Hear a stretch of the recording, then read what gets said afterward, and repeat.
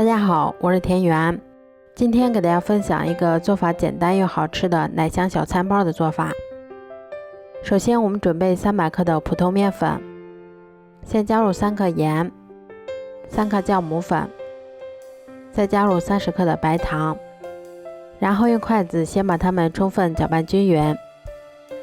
接着我们先打入1颗60克的鸡蛋，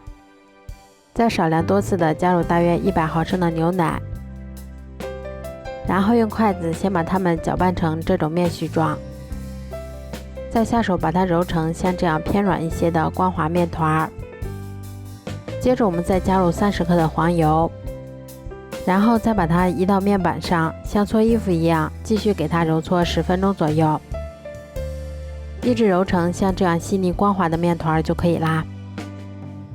揉好后再给它盖上保鲜膜，让它醒发至2倍大。像这样体积明显变大，用手指伸进去不回缩，我们的面团就已经醒发好啦。接着我们把它移到面板上，先给它折叠几下，排出里面的空气，然后再用手先把它搓成长条，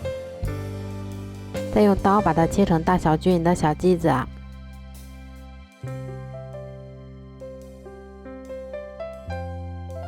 我们把每个小剂子都给它揉得细腻光滑一些，然后再用手把它轻轻地搓圆，这样我们的生胚就做好啦。都做好后，把它们放到铺有过油纸的烤盘里面，然后再给它盖上保鲜膜，让它2次醒发30分钟。醒好后，我们在表面先给它刷上1层鸡蛋液，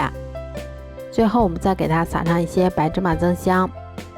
接着我们把它放到烤箱里面，烤箱中层上下火180度，烤15分钟左右就可以啦。